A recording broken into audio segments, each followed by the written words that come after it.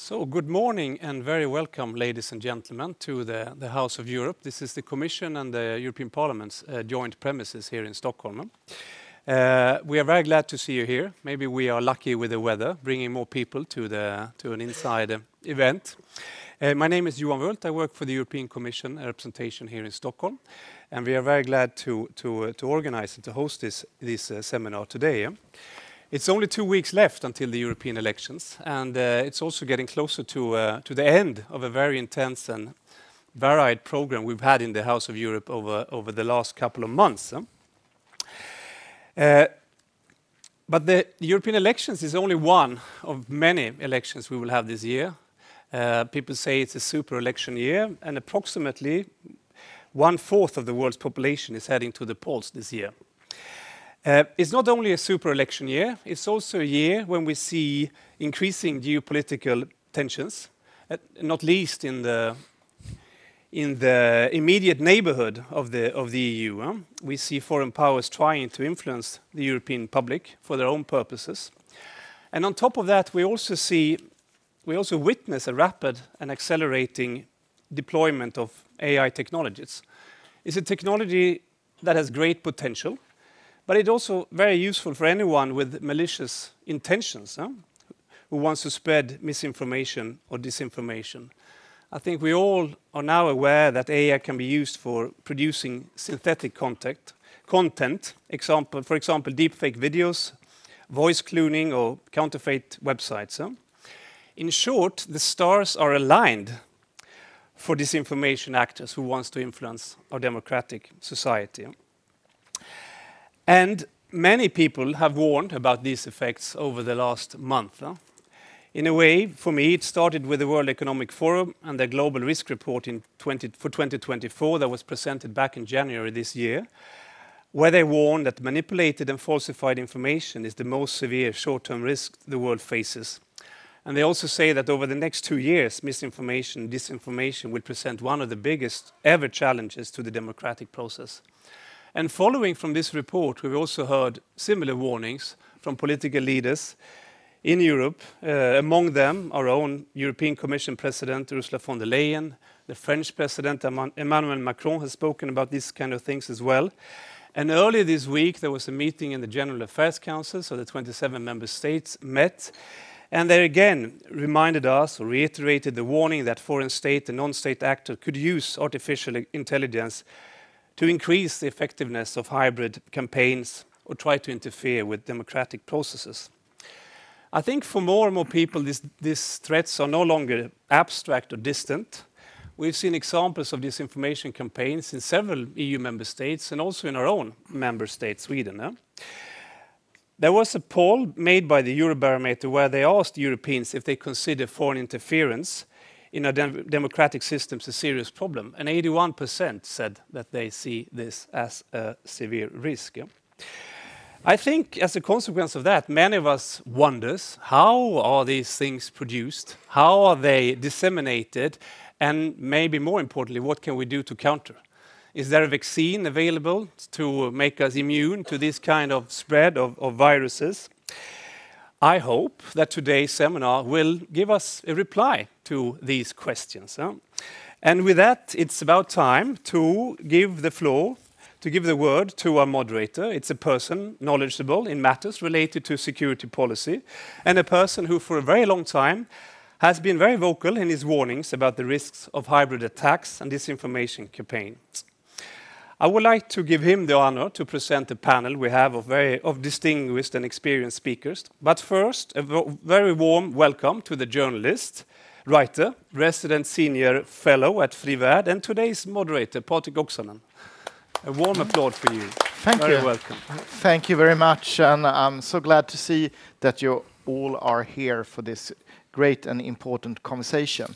We have a great panel as well, and I'm now first turning over to Brussels and the screen, and I hope that Eileen Coughlin, who is expert at the European Commission Directorate General for Communication, is there. Hello and good morning, Eileen. Good morning, Patrick. How are things in Brussels this morning? Not too bad, a bit grey, but seemingly better than Stockholm. Yeah, We'll jump into the conversation very soon, but then I would like to welcome the guests that are here in Stockholm in physical persons. Magnus Hjort, Director General for Swedish Psychological Defense Agency, Maria Persson Löfgren, Russia Correspondent for Swedish Public Radio, and Sara Övreby, Public Policy and Government Relations Manager at Google Sweden. So please join me here at the stage.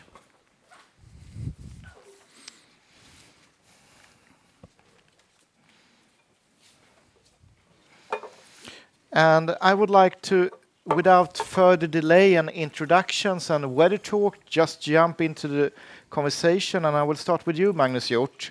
You are the Director General for Swedish Psychological Defense Agency. We are now only 2 weeks from the election.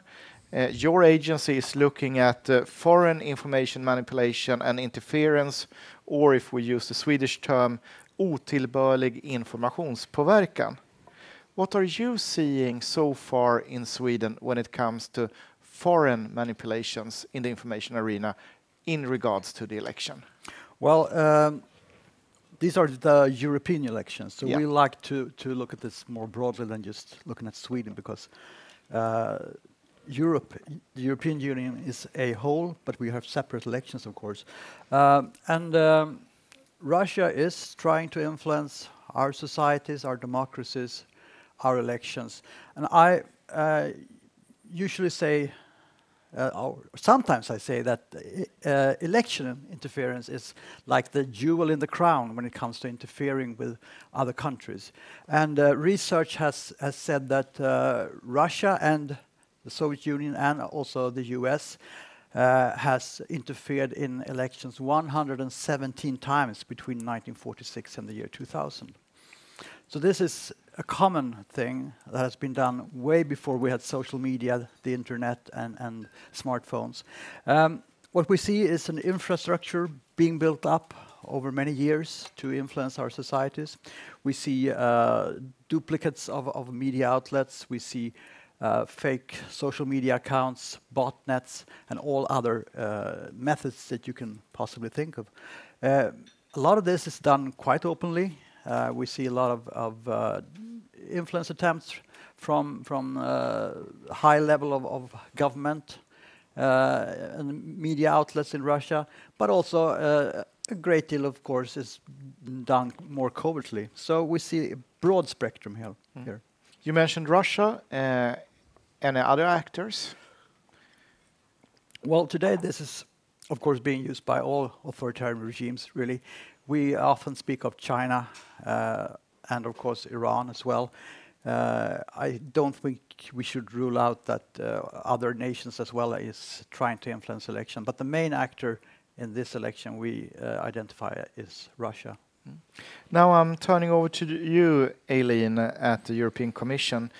If we add to this European-wide perspective, what are you seeing as a communication expert when you look at the EU as a whole?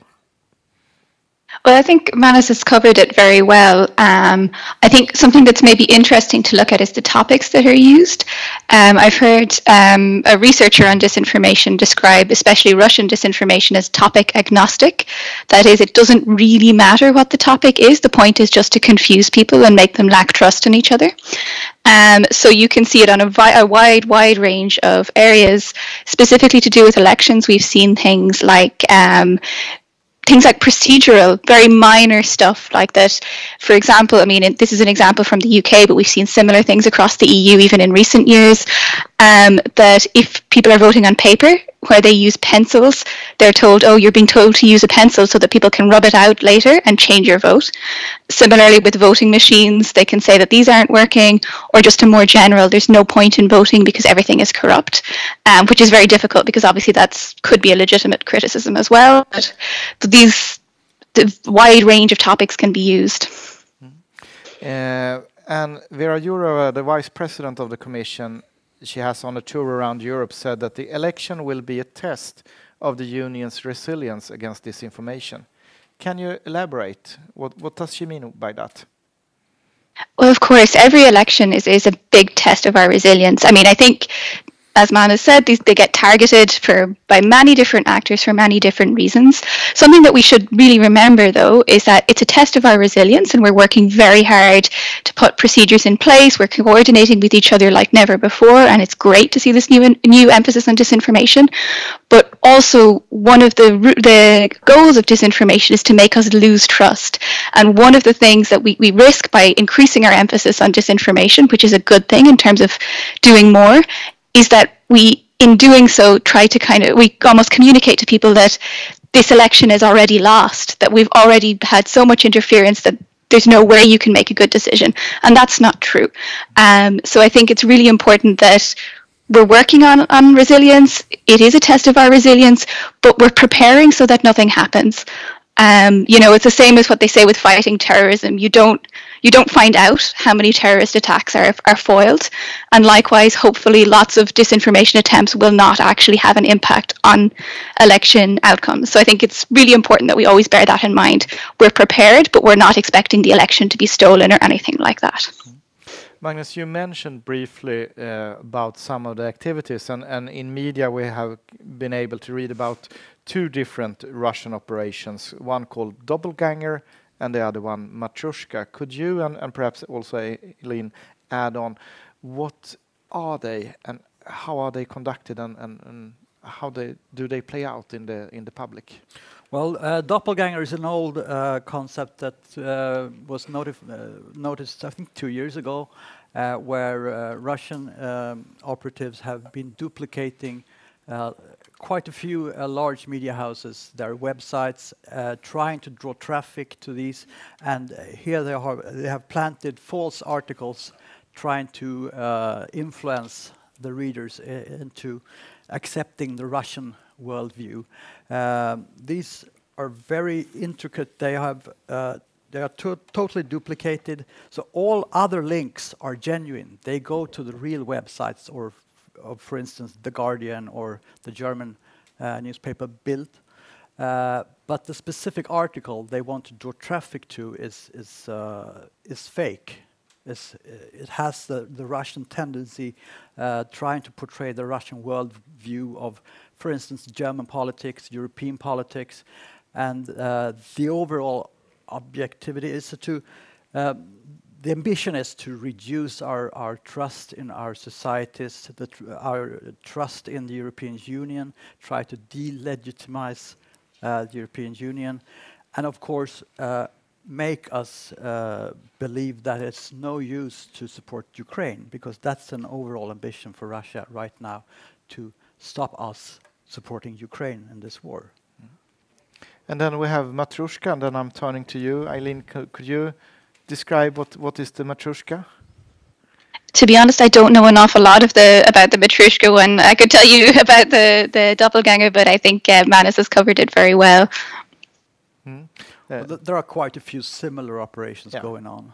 Well, I'll add to Matryoshka so we don't keep you confused. It's something that seems to be, for example, that they are trying to make different fact checkers work in a direction, so they are overloaded with questions about things that are fake, openly fake, so they are turning their eyes on a different area. But we have two other panelists also to be let into the discussion. Maria Persson Löfgren, you're a Russia correspondent at Swedish Public Radio. When you look at this with the prism of your area, what are you seeing here in the information arena? I would say that at the moment they use all types of methods to make people confused, but what's more evident, apart from all the social media and all the new ways of communicating, is that Russia is also doing things like, for instance, sending migrants to Finland or to the Baltics, or just recently there was this incident yesterday about that they wanted to move the borders in the sea. First they said they want to move the borders, then they say they don't want to move the borders, and suddenly we hear from Estonia that the river, which is the border between Russia and Estonia, they have picked up some of the markers there for boats. The boats need to be on the sort of Estonian side, so Estonia has put the markers, and the border guards on the Russian side pick up about 20 to 30 to 40. This is the new way of combining social media and combining information campaigns by doing things sort of hands-on, like the migrants and like saying things about the border and then withdrawing, but then at the same time picking up things that are on the border. So, and as Magnus said, of course, this is nothing new, and for many Russians, all of these ways of trying to confuse are well known since the Soviet time. They just have more tools than they used to have before. We'll move on a little bit more later into the physical realm of activities, but if we stay in the digital area, Sara Övreby, you are working at Google Sweden. What are you seeing at Google in this aspect in the digital arena? Yes, I thought I could take the opportunity to look at this from two angles, really. One is that we, across the Google organization, together with a threat analysis group, Mandiant, our trust and safety teams, and others, we constantly assess and look at the threat landscape and what is happening in the digital sphere with regards to disinformation and cyber security threats and other things that can challenge our systems and our societies. And I can just agree with everything that has been said here with regards to the main threat that we see from that point of view towards the European elections or other elections taking place in 2024 is state-sponsored actors trying to influence in various ways. But we have also other actors just taking the opportunity as cyber criminals. We have hacktivists that want to, in a more noble way, maybe influence things. We have insiders, and we have information as a service entity. So there are many different actors that in various ways try to influence what's going on. And I can also, again, just confirm that we see the same thing as previous speakers on the combination of activities that is ongoing and how one operates in terms of both hack and leak attacks or just imposing malware or then also supporting that with publicly facing activities such as commercials or social media activation. And I think that the difference between pure cybersecurity threats and the operations that takes place in this context is the ambition to change public opinion and influence what's going on. And so that is one part of it that we look at it from a systemic point of view in terms of our whole operations. And in this regard, all actors participating in elections are important, not just the election infrastructure, but the campaigns and the politicians and the media and the other authorities, of course. So we see Russia acting in this regard. We see some attempts from Iran as well. We see China and North Korea. And we quarterly publish every activity that we see and that we take action upon in a public domain that we put out there to inform and also help others to assess and analyze the situation. And a lot of that is with regards to YouTube from our end. So this is the caveat into what we see on YouTube. And similarly there, all of these things that are happening in the election context is also not allowed outside of the election context. But it becomes, we have a higher attention at it, and we are, of course, even more deliberate in how we enforce our policies during election years, doubling down on that. But we have 20,000 people around the world working to ensure that our policies are upheld around the clock. And just for Q1 2024, for example, we have taken down close to 16 million channels on YouTube. And that means that a full channel is removed because they break our policies, and then all videos are taken down. The majority of that is because of spam. It's only almost 1% that is taken down because of misinfo. When we look at videos, separate videos taken down, it's 8,300,000 videos that is taken down. Again, a lot is spam, and misinfo is 1.5%.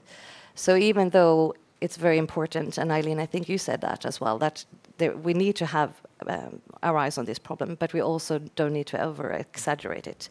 And I will come into later how we practically do to try to help things. But all in all, also that things that we do take down have very few views. Thanks to that, we're working with machines and humans. We can take down most videos before they are even seen. So that is, we have quite good hopes with regards to that technology actually helps us become a bit better at tackling this problem. Could you give us some examples what you have seen and perhaps taken down that are related to disinformation, misinformation, combined with the upcoming election? I think that the things that we disclosed so far is a lot on Russia, as said here, trying to influence our view on Ukraine and the US. We have a lot of action also taken with regards to the conflict between Palestine and Israel, where Iran is an actor that is trying to sow discontent and further divide us as people. We have a couple of things going on in Indonesia. That is also an upcoming election, but it's not. It's in more broader terms of how we assess the situation and what we're doing to take down things. And we're having right now an election in India, the most populous Yes. country in the world. Mm. But if you look at the numbers, you mentioned some numbers here: 16 million channels, 8.3 million videos, if I got it right. Mm. If you look at over time, what development do you see? Is it increasing in number that you have to take down, or what could you say over time here? The tendencies. I think that we just looking at the last quarter and what actions we had taken. My what do you call it? Lekman analysis. My own quick when looking at the numbers is that. There are, I think it's a combination potentially. It's not, there is an increase of channels and things that we take action on, but that doesn't necessarily mean that it's increased. So I think I'd rather leave that to the experts here to assess whether there isn't a proper increase or not. But I would say that over time our policies have changed, and over time our technology and the work that humans do have had higher, are increasingly what do you call it? Competent. So I would say that overall it is we're taking down more things. Mm. And now to the audience, now we have talked about different terms here: disinformation, misinformation, FIMI, etc., etc. There are also terms like troll factories, fake news, and so on and so on. Could we help the audience sort them out? What is the difference between disinformation and misinformation, for example? Who wants to take it? Can I? Yeah, please. Thank you. Disinformation is defined as false messages deliberately spread to cause harm. It's an old word. It's attributed to Russia, but I think it's older than that. I've seen it in the English language from the 1860s. But it was quickly picked up by the Russians in the 1920s, and they formed the Russian word desinformatia. Misinformation is false information that is being spread not with the intent to cause harm. It's intentionally spread because you actually believe in what you think is correct. For instance, you can see the campaign against the social services. I think a lot of what has been spread is misinformation. People actually believe the conspiracy theories that our social services are kidnapping Muslim children and trying to turn them to Christians. FIMI is foreign information manipulation and interference, and that is a broader concept. It includes disinformation, it includes propaganda, which is an old word from the 1600s, developed in the Catholic Church to counter the Reformation. They needed propaganda in the right faith. It's also narratives that are being spread that are not necessarily untrue. They could be like 60% true or 40% false, or they could be value-based in the way that they are not neither true or false. These are values that are being spread in order to influence the way we perceive ourselves or the world. For instance, the LGBT issues are being used that way to give the impression that we are this way, and for instance, Russia is totally anti the way we are. We are considered to be very open to same-sex marriages, same-sex adoptions, and of course that is a value that is not being accepted in some countries. And then you can use this narrative to contrast the way you want to be perceived yourself. And that we see a lot of from Russia, but also from other information environments in the world. Any other? Oh, well, I had the troll factor, fake news, and if I extend to the other panelists, what kind of words do you prefer to describe this matter when you report about it, Maria Persson Löfgren? About what's happening in the information arena when some foreign actor is trying to achieve its will by manipulation in the. Well, the word troll factory was, I mean, it came from a revelation in St. Petersburg in Russia, and it was actually the well-known, now dead Yevgeny Prigozhin who financed this troll factory. And the interesting thing about the revelation there was that you could get a lot of information on how such a troll factory worked and what type of people worked there. It was young people, very good at computers, and how they managed to influence social media, but also making a lot of disinformation. By usually good disinformation has a part of truth and a part of lies, and that makes it harder to see through. This troll factory, I'm not sure if it still exists in St. Petersburg. It existed for some years there and sort of in secret. But today Russia has so many other ways of communicating their opinion, and their opinion is for many in Europe totally upside down. It's like parallel world. But the problem I see is that because Russia is Russia and it's a Russian language, many have been a bit too late to see through this disinformation, just because we know English, but we don't know Russian enough. So to counter this type of campaigns, you need to have the language, and unfortunately not enough people knows Russian. So if Russia would have been an English language, we would have understood this much earlier, what was going on in the information arena inside Russia and the consequences for us then. Yes, and also because among Russians, very few speak English.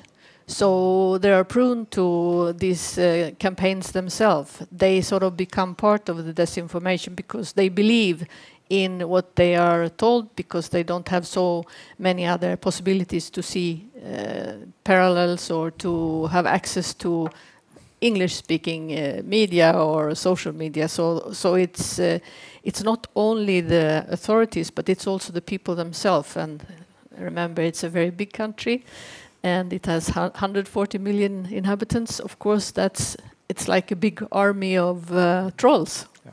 And how many time zones? Sorry? How many time zones, just to illustrate it, was it like 10, 13, 12 time zones that Russia is extended, just to understand the largest of the country? Well, it's the largest in the... Yeah, I know. I was just trying to put in another figure. I saw that Magnus was signing that you want to have the word. I would just like to mention that a great deal of this that Russia is doing is aimed to control their own population. This is absolutely necessary to control so that they believe that the worldview that the Kremlin is putting out is reality, that we are the threat, that we are attacking Russia, that Ukraine was a threat to Russia, that NATO was a threat to Russia, that the war is a legitimate cause. Because the Kremlin elite is absolutely terrified of that their population realizes that there is another way. Democracy is a reality out there, and that Ukraine was on the way to develop some kind of democracy without corruption. And if that happens in Russia, that 140 million, 144 million, I think, Russians understand that It's declining. It's declining, yeah, that's very interesting. For several years now, the population has been declining. The moment they realize that there is an alternative to what they are living in now, then Putin will have a lot of trouble to deal with. And he does not want to be in that state. So controlling their own population is absolutely a necessity. When we're talking about words and terminology, Eileen and Sara, do you have any other words that you would like to define here, or do you have any preferred words of your own when you speak about these kind of problems? I think firstly I would say the word fake news we try to avoid now, because it's kind of been weaponized on both sides and it becomes this insult that doesn't really mean anything. For me, the key word is manipulation, because as Magnus explained, misinformation and disinformation, sometimes the boundary between them can be very difficult, right? Because you can have a narrative that's put out there as disinformation and someone genuinely believes it, so it's misinformation when they spread it, which kind of it's useful for our policy and it's useful for our law, but it's not very useful for our day-to-day lives. So we do a lot of work in the Commission and the Directorate General for Communication on media literacy. We've recently produced products for teachers and for teenagers. And one of the things we try to do is to focus on think about whether you're being manipulated. You know, don't try and categorize things, because as I'm sure Magnus can tell you, it can be very difficult to attribute something. And in order to classify something definitely as disinformation or as FEMI, you need to be able to attribute it. But to always be aware when you're being manipulated, you know, if something is too good to be true or too bad to be true, then it might be. Take a step away, take your time, make a judgment. I think this can sometimes be as useful for the average person as this kind of really long list of complex definitions. And would you like to add to this? No, I think the only thing that we could complement in this regard is echoing the complexity of the landscape, and also in terms of how we act and what content we take action on. That is often with a mix of policies in place to assess manipulation, as Eileen refers to, or if there's a threat to real-world harm, or if there is misleading or civic situations that are important, like elections. And what we try to do also in this context is to raise up authoritative information, because it's one thing that we need to try to remove the existence of misinformation or disinformation, but we also need to help people navigate the information landscape, which is increasingly abundant, which is good because you have a right to information and you have your right to express freedom of expression. But in that regard, we try to help our users navigate the new landscape in various ways. I would like to move on now into the physical realm that you mentioned here earlier, Maria Persson Löfgren, like the Finnish border is closed because of Russia weaponizing refugees against the Finnish border. That is one example. Right now we are also seeing other examples in Europe. This week Donald Tusk, the premier of Poland, said that it is probably that Russia is behind a big fire at a shopping mall. In Paris, we have seen red hands at a Holocaust monument being painted, and the French intelligence is pointing at two Bulgarians that quickly went to Brussels. And before that, we had that the French intelligence have pointed out that Russia was behind the Stars of David at Paris buildings conducted by Moldovians, paid by a pro-Russian businessman. How should we look at the combination of things that happens in the physical world and how they are then prolonged and getting reached in the digital world?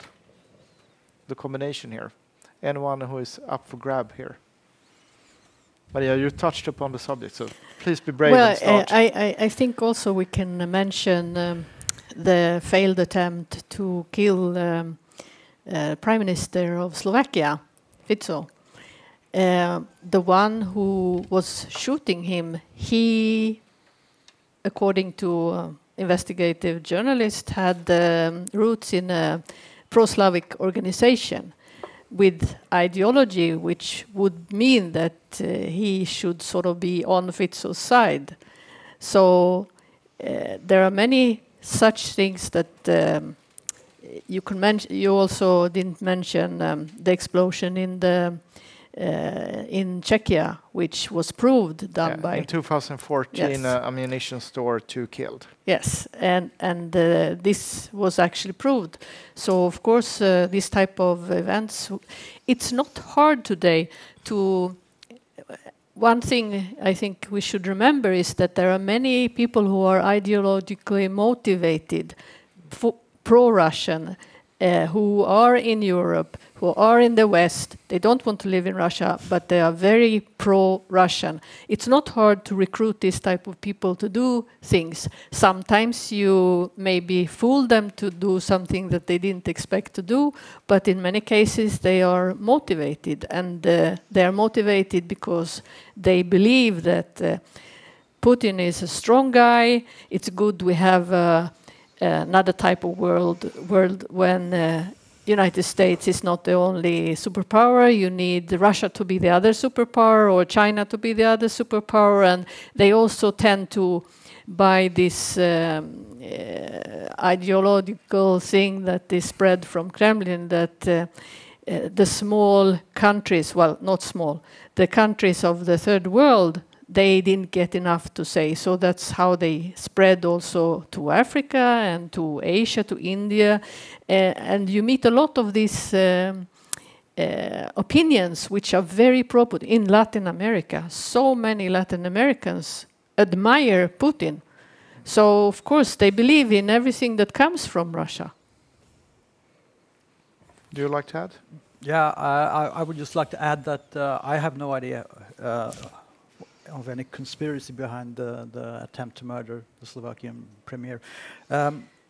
But what we've seen is a very opportunistic acting from the Russian side, trying to use this to blame the EU to be behind this, possibly in coalition with the US or something, always trying to use the situation regardless of having created them or not. They try to seize the moment to seed polarizing dissent in our societies, to actually blame Europe for this attempt to murder a premier. And I'd also like to add that we see the exact same that you are mentioning here, that Russia and other countries, of course China is very active all around the globe, trying to give their worldview leverage all over. And especially this is effective when we have places like that in America, where for good reasons there are many people who are very skeptic against US for their previous interferences. And this is something we see globally, that because of historical events, Russia has opportunities to influence not only Latin America, but you mentioned Africa, I think, and the Middle East. And one other thing that we have seen for quite a number of years now is the global decline of democracy in the world, which I think is a great tragedy, and it's something that we together globally must address. Why is democracy being pushed down? Why is democracy under siege globally on all continents? Why is democracy being reduced? This is something we need to address, I think. Aileen, would you like to continue? No, I think the previous speakers have really covered the area pretty well. But then I stick with you, because this description sounds like it's a global contest on the information arena, perhaps even a global information war about souls and minds. What is the outlook for you when you look at it in this larger context? I think this is a very, very difficult question, and I'll step away from my commission role in trying to answer it, because I really can't speak. I mean, I'm not speaking on behalf of the commission here, but from my experience with the commission. But I think it's a really difficult question, because I think the question of colonialism comes up very often, as previous speakers have mentioned. And that's a difficult one for us in Europe to tackle, right? Because we want to argue for democracy and we want to argue for liberalism and all of these values that mean so much to us. But we're also aware that our countries, or countries like ours, have imposed things on places all over the world in the name of something like liberalism or something like Western values, but which we would no longer subscribe to. So I think, you know, we do need to step forward and be proud of our values, but we need to manage to do that in a way that also respects the different cultures and traditions of the world. And also we need to maybe talk about how we define colonialism, because as Maria mentioned, you know, Russia has become the face of anti-colonialism, whereas, you know, what they did in Ukraine, what they did in many Soviet states, obviously is colonialism, but we've taken a particular definition of it. So I think there's a huge battle to be fought here. And I think that a lot of the heavy lifting on this is going to have to come, I think, probably from beyond the international institutions, but from, you know, from journalists, from art, even from academics. There's a lot of rethinking we need to do about what our values are and how exactly we can promote them, while also avoiding this imperialism that we have unfortunately been guilty of in the past. Heavy burden on you here, Maria. Sorry? A heavy burden on you. Journalists needs to fix this. Well, yes. It's always, you always feel that you're a very small part in a big sea, and you have very little possibility to change anything, unfortunately, as a journalist. If we stay at the global arena, World Economic Forum asks security experts around the world about the risk for the coming 2 years, and on top was disinformation and misinformation. And the report stated, and I quote here now, "Misinformation and disinformation may radically disrupt electoral processes in several economies over the 2 next years. A growing distrust in information, as well as media and government as sources, will deepen polarized views, a vicious cycle that could trigger civil unrest and possibly confrontation. There is a risk of repression and erosion of rights as authorities seek to crack down on the proliferation of false information, as well as risks arising from inaction." This is a very dark picture of a global menace. Do you share this picture? I'll start with you, Sara. No. No. No. I think that there is obviously a very big threat against our societies and our democracies and the values that we hold high. But at the same time, and I wouldn't say that the burden is only on Maria and the journalists, the burden is on all of us to make sure that we, in our own operations and then in collaboration with others, take the actions needed to try to counteract what is going on. And I think just over the last 5 years, I don't know of how many global initiatives and global collaborations, European collaborations and Swedish collaborations, where we as a company is part of discussing our role as a company and on the platform's role, but also how can we contribute with technology to try to solve this? How can we contribute with research? We are funding the European Media Literacy Institute, for example, a part of starting and co-funding that. And we are also, so we're working on various levels from the single user, trying to help the single user understand what it is that they see when they are online, from helping an organization called Mobile Stories educate young from socially less well-situated areas in Sweden to understand the new media landscape, to then deploying technology in new ways to build databases of toxic content or disinformation classifiers. So there is, I would say, yes, there is a gloomy picture, but I will also say that there's a lot of good things happening that is trying to solve for this. Gloomy picture, a lot of things happening. Despite all the things are happening, still number one. Magnus, do you share this dark picture? Well, to some extent, yes, but we need to stay hopeful. We can do something about this. The situation is not hopeless, definitely not. But I think we all have a responsibility, as you said, Sara, very well. We all, companies, government agencies, the media, civil society, political parties, we all have an obligation, I would call it a moral obligation, to always uphold the core values of democracy. Always. Transparency, openness, to safeguard freedom of speech, all the core institutions of our democracies. Free media, independent courts, and so on. We all have an obligation to do this, and we need to start right now, if we haven't started already, to think like this. What can you do to safeguard our democracy? So it's not hopeless, not at all. No, and just the no also comes from when we have looked at this across our operations, we also see that the attempts to influence has been less successful, and I think and one else in the panel mentioned that as well. They have normally been less successful than they would have liked. So it's based on a bit of facts as well. Do you share that this is a global menace and the pessimistic view of the World Economic Forum, or would you like to bring some lights into the discussion, or do you stay in the dark?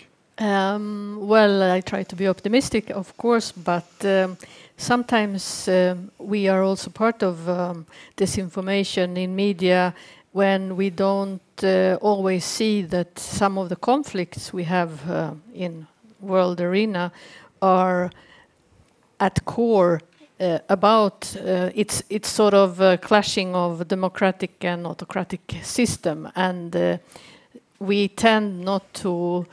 We oversee it too often, I would say, and it's been like this for a long time. It's not something new, but instead of when we report about world issues clearly saying this is an autocratic regime, we sort of tiptoe around it and try, because they themselves have been very good, like Russia also, to have all the elements of sort of a democracy. They have elections, they have courts, although all of these are sort of fake. It's like the Potemkin thing. But they have TV channels as it's well. very hard to report about, because also in media we are supposed to report both sides, even when the other side is lying.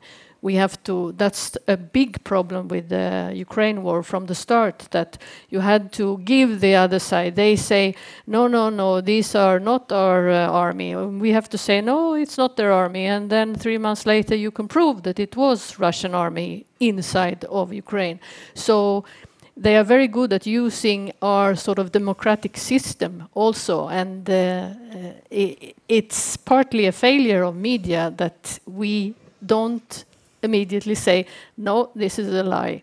But we sort of follow this. We have to give their side and the other side. The media logic and how the media code of conduct is written down, that you should hear both sides in a conflict. Yeah, and they use it. Yeah, with some kind of understanding in general, that we tend to believe that none of the sides are blunt liars, but have different interpretations. So perhaps we can have a truth that is somewhere in between. Or the whataboutism, that's very often used. And whataboutism, that is the classical, if we have a discussion on Russia, someone will raise, well, US then, for example. Exactly. But I turn to you, Eileen, the World Economic Forum risk expert, this pessimistic view on the information arena coming 2 years. Do you share that view or not? Well, it's a risk report, and these are the risks, but they're not inevitabilities. So somewhere in between, unfortunately, it's not a yes or a no. I think, as Magnus said, it's really, really important that we always maintain this protection of freedom of speech. And as Maria has explained, that's really, really difficult because these actors are very able to exploit our desire to try and give both sides a say and our desire to respect institutions. So it's very, very difficult, but let's always remember these are risks and we need to act against them, especially those of us who are directly working in this area. It doesn't mean that the battle is lost. It's not the case that misinformation and disinformation will radically disrupt. It may radically disrupt. We need to guard against that, but we also need to make sure not to see it as an inevitability, because when we do that, then the actors behind disinformation are winning. That's part of their aim, is to make us give up. So we always need to retain that level of hope. And here also we have a distinction with actors within a country, within a democratic system, and foreign actors in how to portray this. I'm going to move into a part of the questions here about the Swedish debate that have been talking a lot about political parties' troll factory lately. And I'm not going to give the question to you, Eileen. The Commission tends to stay outside domestic issues. And Magnus, your mandate is foreign, not domestic when it comes to actors. But I turn over to you, Sara, because Google, you have taken action against some of the accounts that are related to this story reported by commercial Channel 4 and their investigative team. Could you describe what have you done and why? No, so as I described before, we look at our platforms 24/7 to make sure that they are adhering to local law and our policies. And with regards to YouTube, which is the first two, we have policies that say that you're not allowed to be a spammer, and you're not allowed to mislead. You're not allowed to express that people are inferior because of their race, sexuality, ethnicity. And we have policies against harassment and violence, for example. So when looking at these accounts, we found that they broke our policies, and then we closed them. And as a consequence, all the videos at those channels were taken down as well. But shouldn't you have seen that before the reporting, that these were accounts that are violating your regulations on the platform? We are constantly trying to stay ahead of problems that can arise, but we can't always succeed in that regard. And then as soon as we are made aware, we are able to go through content in a more thorough way and take action upon it. I think that we've had a situation before where we've actually we are better situated today to be proactive thanks to the DSA, the Digital Services Act that was adopted by this EU mandate, where the balance has shifted a bit from where we were not allowed to take proactive action to that we now, based on risk and threats that we see, can take action. But even though we work as hard as we can, and we have 20,000 people and machines working on this, we do not always catch things in advance. And that's why I speak to political parties, I speak to campaigners and others and say, if you see something, report it and call me so that we can take action. Yeah. So that is a good advice. If you see something in the election, report it, yes. Report it to the platform owner. Yes, because we, just on YouTube, for example, there are 500 hours of video uploaded every minute. So that is great because people want to make their voices heard, they're creative, but of course there's also malicious and bad content in there that we need to be aware of. When you are getting a report like this, or in this case, I mean, the automatic response have not caught it, but then you're looking at it manual and look through the video, physical person, or how is the process done? No, it's always a combination. So we have machine learning classifiers that we train on certain content, and that looks through what is going on, and I referred to that before, that we are managing to taking down most videos before they're even seen, and that's thanks to machines. But we also, because of freedom of expression and because of the right to information, we also need to make sure that we are not getting into the repressive regimes that the World Economic Forum also warned against. So therefore we have the combination of machines and humans that act upon things. And in the event of I mean, it's as Maria said, this is never it's not always easy. Sometimes it's very easy, and sometimes it's less easy. And then we also consult with experts. We have something called trusted flaggers that help us assess and understand subcultures or environments that we are not ourselves experts within, but then we call upon them also to try to understand what is going on and to then be able to take a good action and with a relevant measure. Maria, what is your reflection on this troll factor story as a journalist from your perspective? Well, I'm not surprised that it can happen here too. It's not a surprise, but it's also sort of a warning, I would say, to us that we shouldn't take our democracy for granted, because things like this type of disinformation that we usually say it's like Russia and so on, it can happen here too.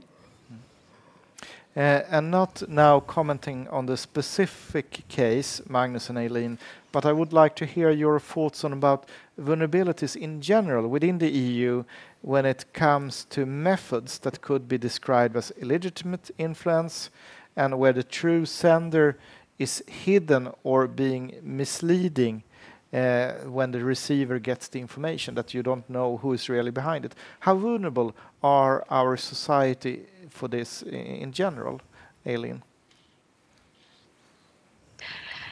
I think this is a really difficult question because it comes down to how the internet has evolved over the past 20 years, and particularly social media. And this is not my area of expertise, because obviously we've grown to expect a level of anonymity on the internet, and now we're finding that that's actually quite problematic. At the same time, we want to retain a freedom of speech, and I think this is something that, we're now starting to see regulation in the last few years. The EU is really leading in terms of social media regulation, and hopefully this will improve the situation. But to be honest, I can't give you a clear answer in terms of what exactly needs to be fixed, because I think we need to tread very, very carefully here to make sure that we aren't undermining the freedoms that are so important. Magnus? Well, I would say it's the vulnerabilities are different in different countries. For instance, level of education, level of knowledge of how the information landscape works. It's different between different countries. The level of how satisfied you are with how democracy is working, how your government is doing, what we call trust in institutions, trust in media, trust in companies like Google, trust in government agencies, differ between different countries. And I think if you are dissatisfied with how the European Union is working, how the democracy is working, you may be more susceptible to foreign influence attempts to give you, to enforce your already the values that you already have, that democracy is not working, there is no use in voting. A lot of countries have a very low turnout when it comes to voting, both in national elections and the European elections. So if you are dissatisfied with that, you may be more vulnerable. Different countries have also other different vulnerabilities, like historical grievances, the experiences of World War II, the Holocaust, of course, the whole Nazi narrative that is being used by Russia against all of us, actually. But it's especially working in Germany for obvious reasons. Border issues between different countries are trying to be used to give the impression that, for instance, Poland wants to have parts of Ukraine back that were lost in the border shifts after World War II. So there are lots of vulnerabilities that a foreign threat actor tries to use in order to influence. Sometimes they pick the right ones, sometimes they lose out.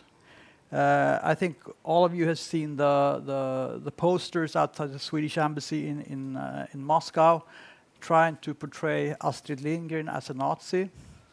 Didn't work really. No one believes.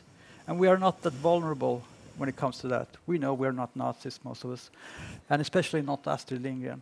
But it stuck in our media environment because we were puzzled. What is this? Who is behind this? What do they want? So for a week or so, we discussed it in our media and among ourselves. What do they want? And maybe this was part of their plan to get us going, to get us being puzzled and to polarized. I think we will never know the complete motivation behind these. And it appeared on one place, one if place I remember only. Correctly, It was in outside Russian. the Swedish embassy. It was in Russian, so you may No, think... it was another place too. It was? It was on Okay. 2 places. All right. Well, in the very center of Moscow. So. Yeah. Yeah, it was in Russian, but I think they knew that if you post this outside the Swedish embassy, Sweden will notice, and it will be in our media very soon to be discussed. Now in the first hour we have built a stew on this complex, fascinating and sometimes threatening matter. And now I just would like to add the small issue of AI into this. And you hear my irony in my tone. We see a very quick development on the artificial intelligence, the quality of deep fakes, deep audio, deep fake videos and so on is getting better and better, and you can use AI to produce text accounts and so on and so on. How do you see this AI puzzle add to this stew? Anyone up for grab? Eileen? I can start, but I'm sure others will have more to say. I think one of the things that AI enables, which Sara kind of alluded to a bit earlier, is that there's a lot of attempts to manipulate people in this way, particularly online, don't have that huge an impact.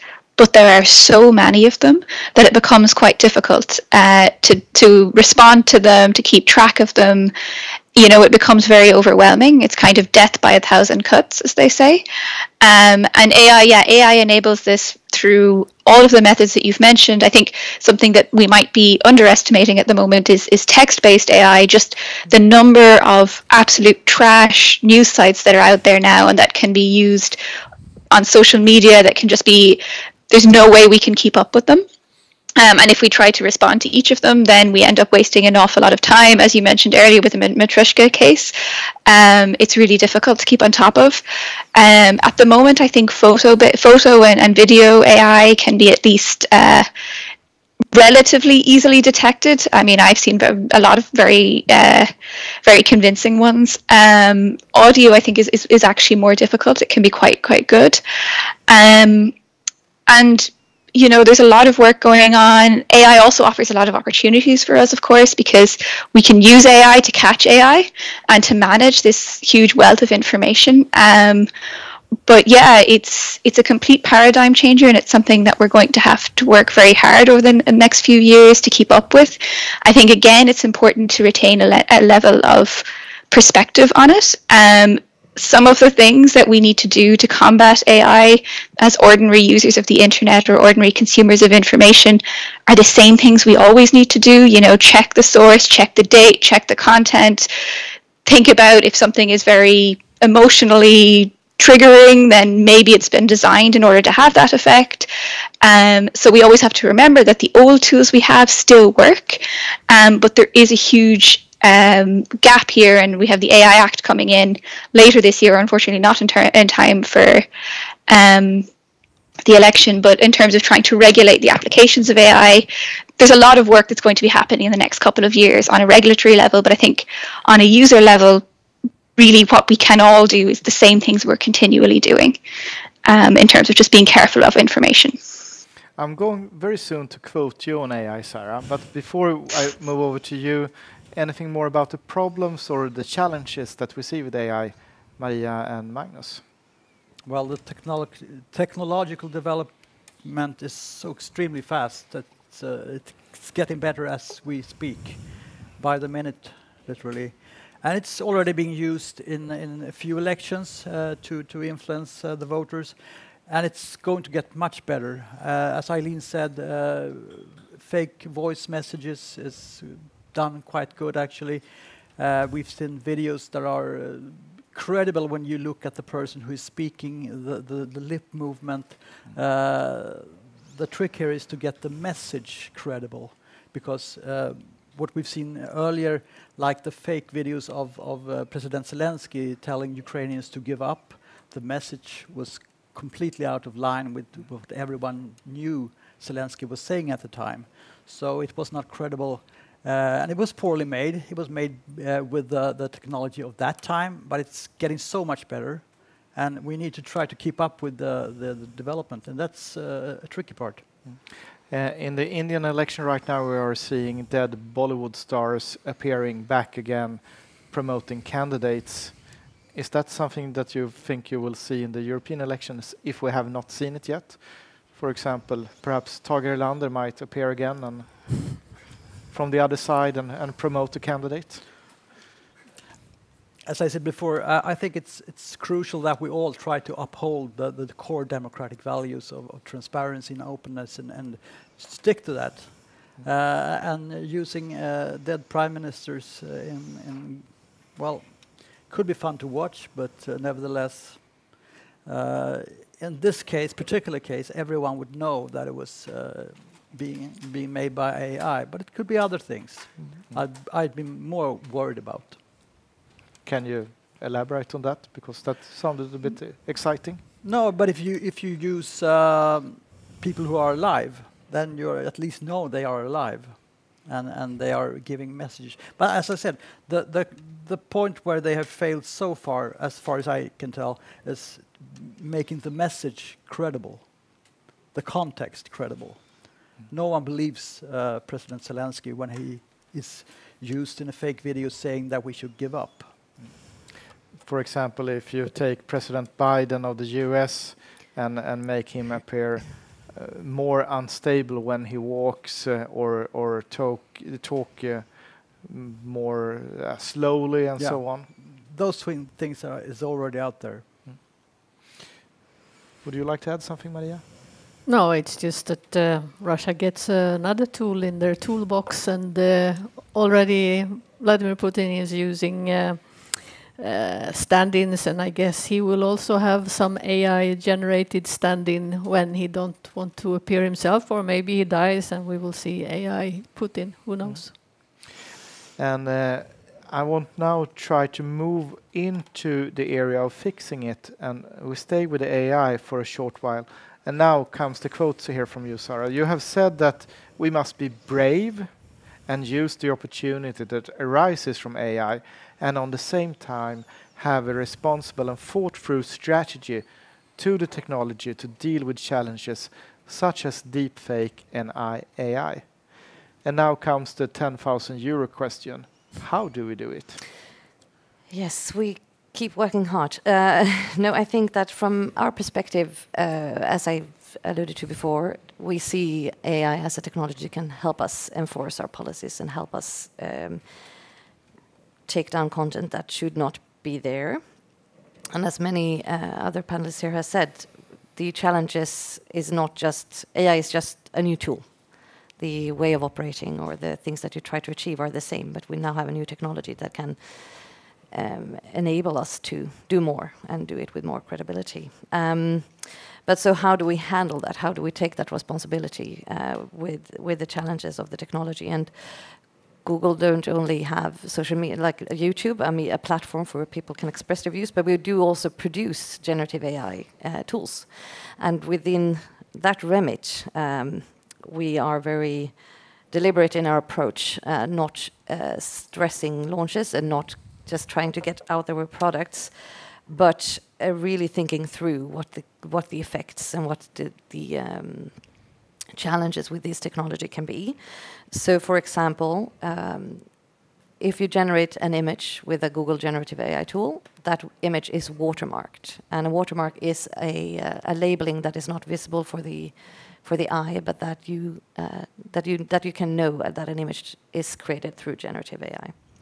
If you use Gemini, our version of ChatGPT, you could always double check the answers. So within Gemini, we help you have this easy interaction and find information, but we can also use the power of search in helping you source check what Gemini is saying, because no chatbot is perfect. And we also work with the broader context of images, and this comes from before AI, and that is that you can look at an image and see where did it first appear on search, because displacing images and trying to say that they show different things is an old problem. And then you can see where an image first appeared, and you can cross-check that in an easy way. And also on Gemini, we have you cannot ask questions related to elections or questions related to politicians, because we want to make sure that Gemini is not used to spread information. And this work is done on company level. It's done on international level with, for example, the Tech Accord for AI and elections that was signed at the Munich Security Conference. It's done within the EU's work on misinformation. So there's a lot of going on. And then we have the people using our platform. So when an advertiser uses our platform, we ask them to be transparent about using AI or synthesized media in their advertisement. And this is, again, for the user to be made aware of what they are seeing and what are they experiencing, and being able to assess what's going on. And the same goes then for YouTube, that creators that have synthetic media representing real situations or real people, that it's also going to be labeled as such. And if it breaks the policies, of course, then it's taken down as usual. So that are a couple of things that we're trying to do to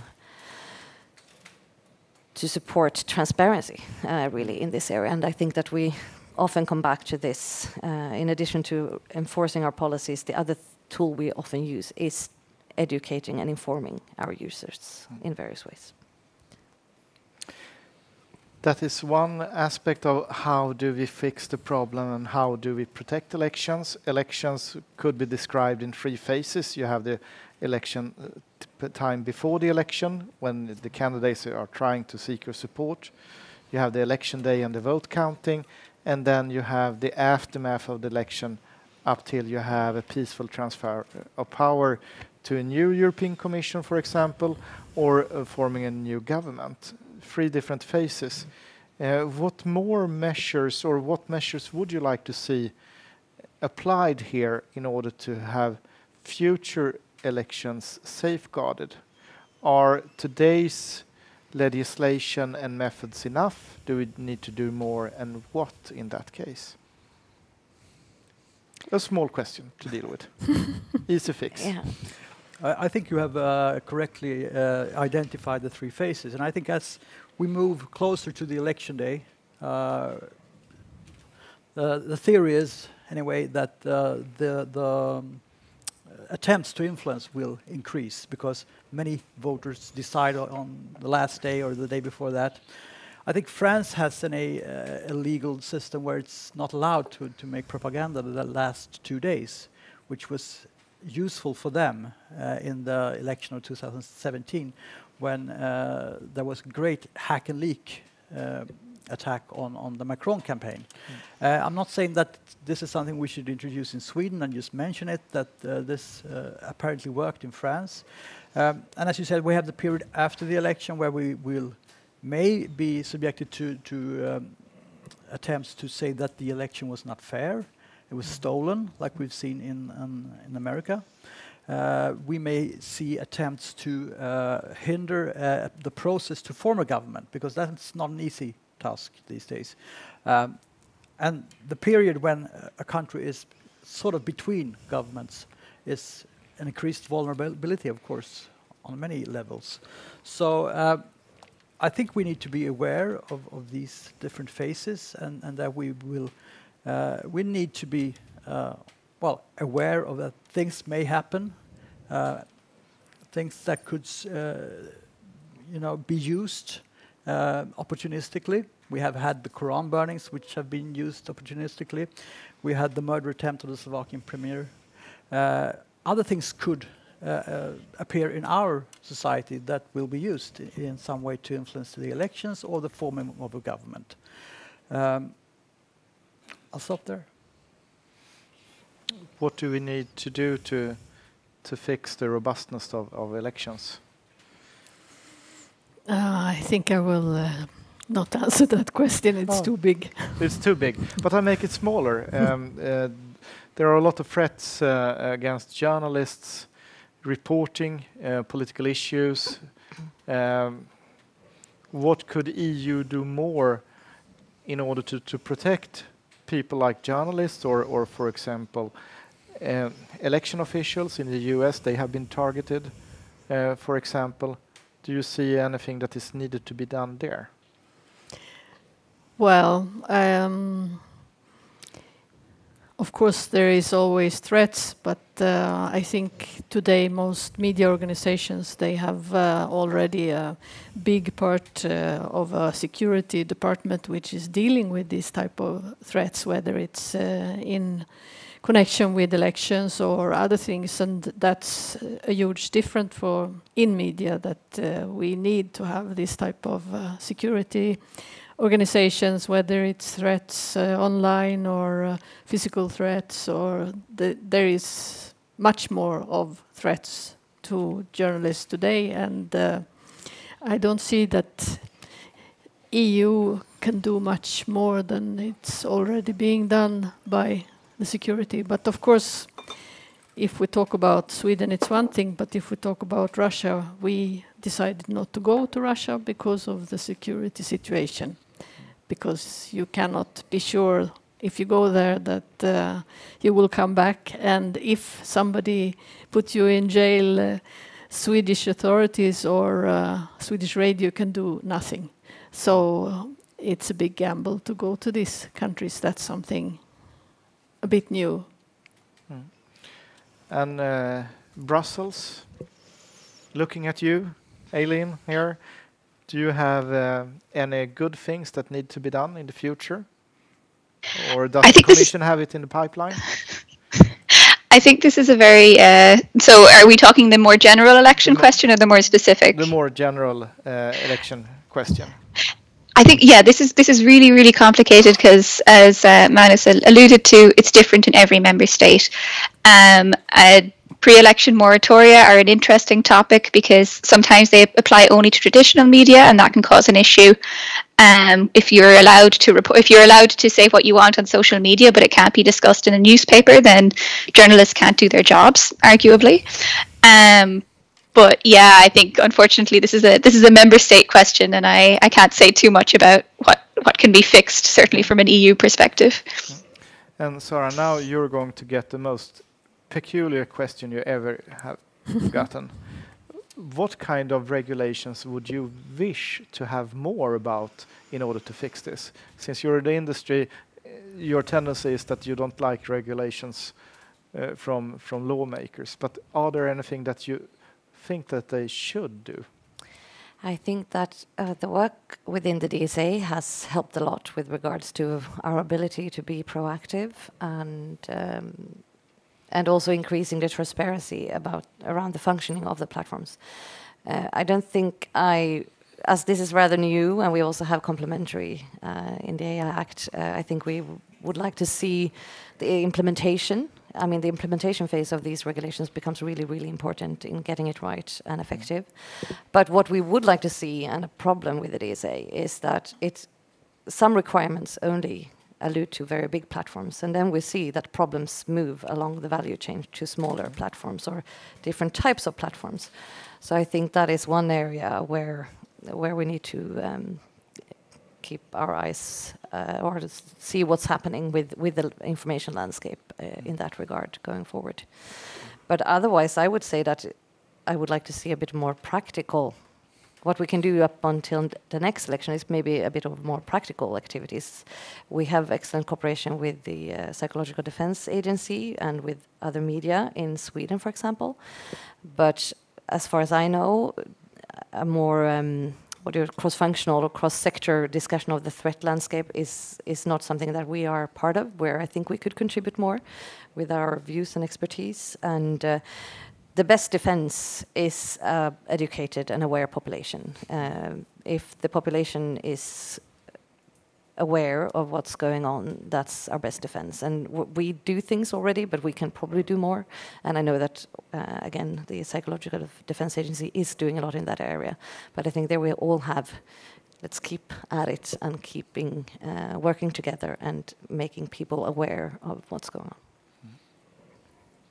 Can I take the opportunity to try to raise awareness of one particular method, which I've been mentioning a few times here, hack and leak, which was used in the US elections of 2016 and the French elections of 2017. And recently, in December last year, the UK Cybersecurity Agency published an attribution of quite a few hack and leak activities that had been going on for a few years in the UK. And they attributed to, with almost certainty, to a Russian threat actor, a Russian hacking group connected to Russian intelligence services. And this is a very common way to try to influence our societies, to do these things and to mask them as being done by hacktivists or likewise, and then spreading them.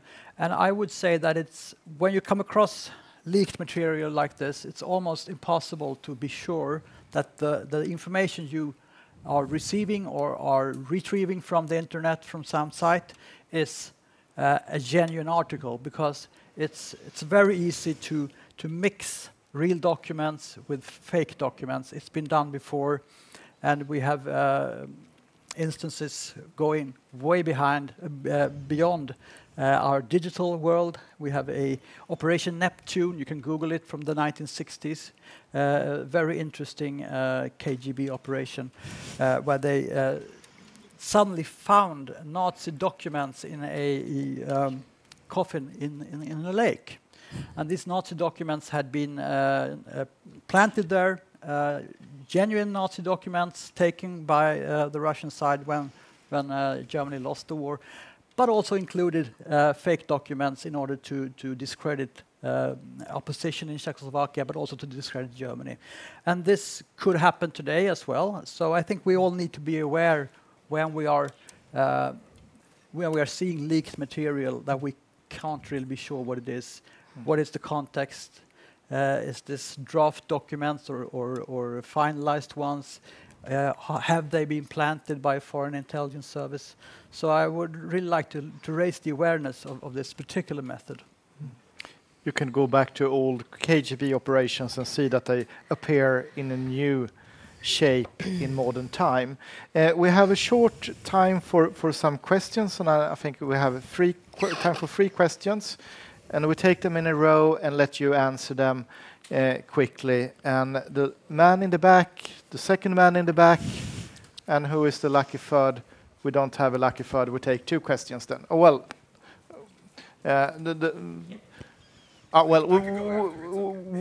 We take 2 questions and see what time we have. Please go ahead there. Yeah. Thank you, Lubočanil, Slovak ambassador. Obviously, I have to comment, because there have been a lot of said about the assassination attempt of my prime minister. I just want to clear that there is no conspiracy and there is no link of the shooter with any pro-Russian or pro-Slavic organization. It was said very clearly at the very beginning, clarified by the police. But still, this fake news has some life and is working, unfortunately, also here in the Sweden media environment. But nevertheless, it's very true. There are a lot of disinformation in Slovakia, particularly through social media. The social media influences society, I mean, double, tripled through in pandemic times. That's very true. And then it's continuous. My question after this comment is that, particularly to Sara, government doubled or even tripled some of the capabilities to cope with the disinformation, fact checkers, etc. We do not see the same response from either Google or from Meta. Actually, we have a lot of fact checkers, civic organizations, etc. But the average time of response by Google or Meta have been weeks. When we identified and attributed this is a really, I mean, disinformation, either a YouTube channel or account, etc. So, explanation was we do not have enough Slovak native fact checkers, etc. So we asked why. Because of the business model of the social media platform. Small market, small number of the fact checkers for the Slovak dedicated people. So I wonder, and I very much agree with you, Sara, saying that the best defense is education. We do a lot of education. But nevertheless, so how do you want to address this issue that small market, like Slovakia, small amount of fact checkers, but disinformation and influence of society is huge. Thank you. Mm-hmm. Thank you, Mr. Ambassador, for your comment and question. And then the second gentleman there. Is this on? Oh, perfect. My name is Linus from the Swedish Defense University. I have a question particularly for Magnus, I think. In the academic literature on malign information, influence, and antagonistic influence operations, there is often an explicit link between these operations and national security. However, national security is seldom, if ever, specified. So my question is, what particular aspects of national security would you think, if any, are at risk or harmed or whatever, maybe in the Swedish context or in the European context? Thank you. Yes, Sara, start with you and the question from Slovakia and the ambassador. Thank you very much for your question. I'm very sorry, but I won't be able to answer in detail as I work mainly in Sweden. But I would say, on a general note, that in conjunction with the pandemic and over time, we have raised. When I started working at Google, we had 10,000 people checking material. Now we have 20,000, and we have better machine learning and better technical tools to assist us. That is not to make your problem less important, but hopefully over time, this can also help in smaller languages and in smaller markets where we can more easily, with the help of machines, assess material. I know that we historically has been less good in smaller languages, so your experience is very valid in that regard. But I would also say that we are continuously working to try to fix that in various ways. And so I hope that can suffice, and I can, of course, connect you with my colleagues if we should discuss this further. And then you had a question in relationship to national security. Yes. And the election and disinformation from foreign actors in regards to election in Sweden and to the European Parliament in all the European countries. Yes, I would say that when it comes to national security, it's our democracy at stake here. When it comes to Sweden and the European elections. When it comes to Ukraine, it's their existence as a nation, as a culture, as a people, as a culture. So the stakes are much higher there, but the stakes are high enough when our democracies are being challenged. And as I mentioned, we all need to uphold our democracies. We all need to do what we can. And the ambassador mentioned conspiracy theories. I think there are quite a few conspiracy theories going around, actually. And we need to be wary of this because we all have some kind of confirmation bias. We are more likely to believe things that we are, things that we are already believing when we see them.